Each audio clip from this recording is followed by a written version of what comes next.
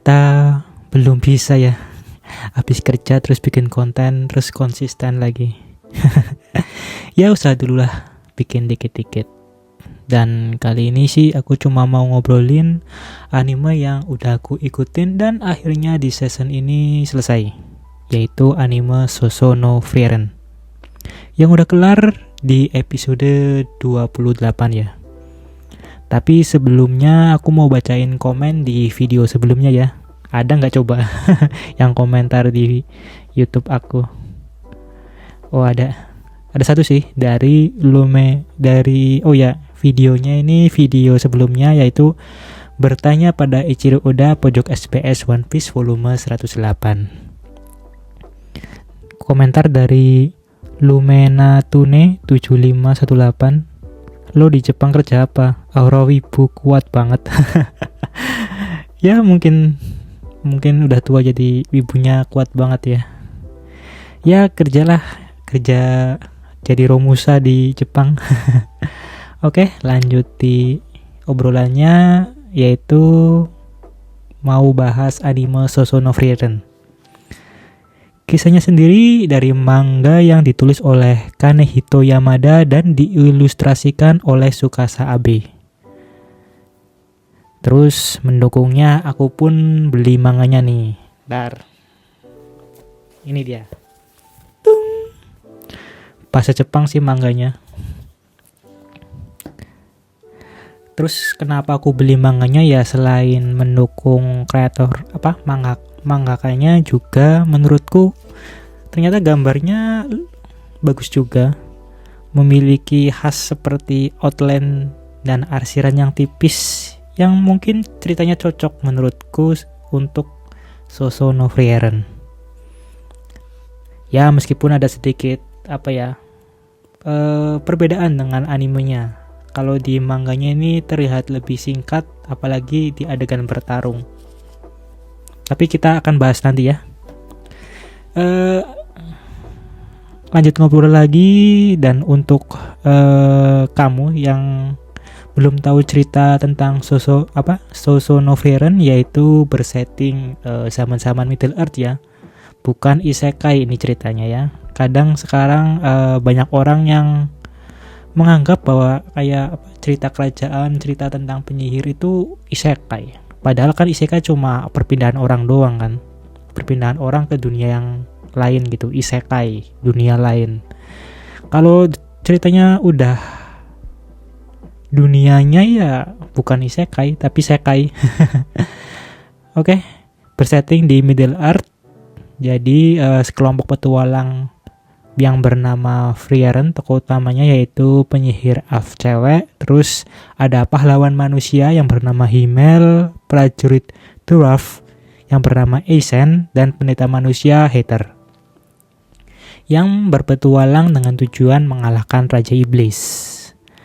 Namun itu masa lalu dari Frieren. Karena dia elf, dia memiliki umur yang panjang, dan sekarang dia memiliki petualangannya sendiri bersama Vern, penyihir, anak asuh dari Heather, dan Stark, pejuang muda murid Eisen. Anime ini beralur maju dan mundur, di mana Frieren menjadi lebih menghargai dan mengenal manusia karena atau berkat petualangan sebelumnya nih. Di mana petualangan Frieren berlanjut, petualangan masa lalunya pun ikut ditampilkan. Dengan Himmel, Eisen, Heather yang memberikan sisi kemanusiaan kepada Frieren, dengan memberikan wejangan-wejangan pada Frieren, memberi kisah bahagia namun juga sedih.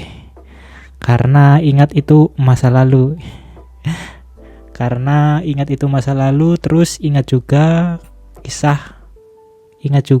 kisah itu adalah kisah setelah mereka mati. Eisen belum mati sih. Eisen sama Heather udah mati, Himmel juga udah meninggal. Tinggal Eisen sih yang belum.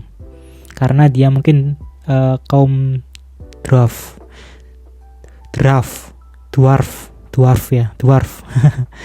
Jir. Kadang kayak setelah menonton masa lalu Frieren, terus masa depan, terus diceritain masa lalunya lagi gitu kan, kadang ada rasa ya sesek gitu. Tapi ya selalu ada perpisahan dalam pertemuan. Perpisahan dengannya ya. Padahal kenangannya masih teringat, tapi dia udah pisah. Ya, dah, malah galau. Ingat, Himmel pernah berkata bahwa selama kita masih melanjutkan perjalanan, mungkin kita akan bertemu kembali. Dan janganlah berpisah dengan berlinang air mata, karena pasti malu kalau bertemu kembali. Jadilah cowok yang cool ya.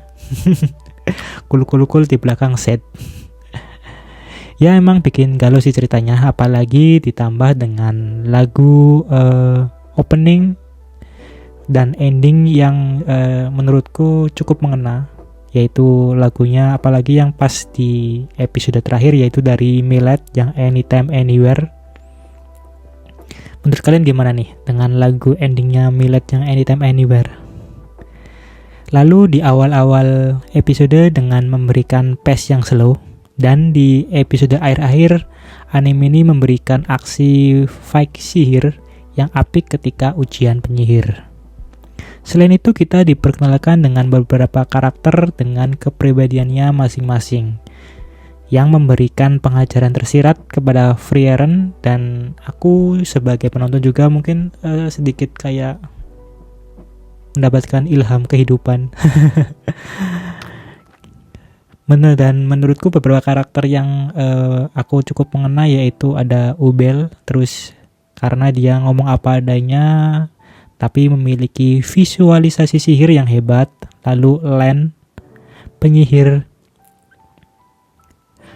nolep mungkin karena dia mengikuti ujian dengan busin atau dengan menggandakan tubuhnya. Lalu ada Wirbel, meskipun kasar tapi punya sisi yang baik. Denken, aki-aki yang meski tua tapi tetap semangat bersaing sama yang muda. Cocok nih buat aku. Meski tua ya tetap harus always young ya. Dan Seri, sesama elf seperti Frieren, guru dari Flame, guru Frieren, yang mungkin gedek kalah bersaing sama Frieren karena Frieren dan kelompok petualangannya sebelumnya berhasil mengalahkan Raja Iblis. Lalu dengan puncak cerita yaitu ujian penyihir dengan tes ketiga dan tes kedua yang menjadi salah satu momen yang apik, apalagi animasinya nih. Yang menurutku anime comfort ini, anime nyaman ini ternyata bisa menghasilkan animasi fake sihir yang apik. Berhasil menganimasikan karakter dan kisah yang apik dari manganya. Nah ini.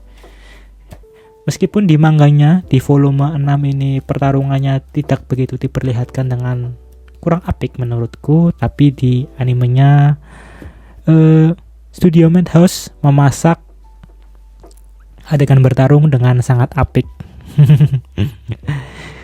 Karena yang belum tahu, Studio Madhouse sendiri merupakan studio animasi yang bikin anime kayak Overlord, One Punch Man Season 1, dan beberapa anime lainnya. Lalu ada sutradara Keiichiro Saito yang menyutradarai anime Bochin the Rock, dan sutradara animasi atau Sasuga yang bernama Reiko Nagasawa. Dan tentunya staf yang tidak bisa disebutkan satu persatu. Apalagi kadang tiap episode berbeda, baik sutradara episode dan sutradara animasinya, yang memberikan anime visual yang luar biasa, bervariasi dan perkembangan plot yang menarik. Tapi ada beberapa pendapat nih di internet, yaitu Studio Madhouse sengaja mengambil cerita Frieren yang scene fight-nya sedikit, dan ketika mereka improvisasi scene fight, in fact, jadi tidak ada hater yang bilang nggak akurat manga, karena manganya kan scene fight-nya tidak begitu diperlihatkan. Tapi gimana nih menurut kamu? Dan kalau nonton ini anime, menurutku entah kenapa itu kayak terasa nyaman, healing, dan magernya dapet. Mungkin menurutku di saat banyak anime yang menyajikan full action atau fase yang cepat, lalu pas nonton Frieren ini seperti healing aja karena pace-nya yang slow, terus story-nya yang meskipun ringan tapi tetap memiliki isi yang menarik, grafiknya smooth dengan perpaduan warna di animasi yang apik serta action yang dimasak dengan baik oleh studio Madhouse. Apalagi ditambah dengan theme song dari komposer Yoichiro Nomura yang membuat komposer musik ala-ala Middle Earth yang kalem dan enak yang mendukung ceritanya lebih nyaman. Kayak denger yang pernah main game Zelda itu, lah lagunya seperti itu tuh, enak banget. Dan ternyata yang jadi seiyuu Frieren adalah Atsumi Tanesaki yang mengisi suara Anya Forger di Spy Family. Berbeda banget ya suaranya. Aku nggak begitu mengenal nggak begitu langsung paham bahwa itu adalah suaranya Anya. Lalu tentu saja opening lagu dari Yorushika, Haru, dan endingnya Millet Anytime Anywhere menjadikan episode 28 ini menjadi episode yang menurutku cukup memuaskan untuk ending anime Sousou no Frieren. Menunggu season 2-nya nih aku nih. Bagaimana nih ditampilkannya, semoga menjadi lebih bagus ya.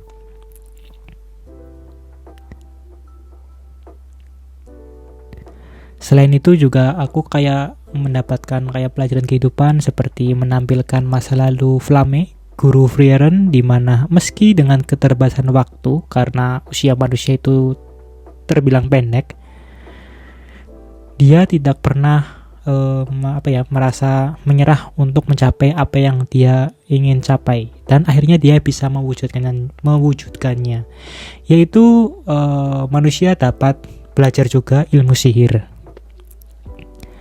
Lalu petualangannya bersama Himmel, Aizen, dan Heather yang mengajarkan pertemuan dan juga perpisahan.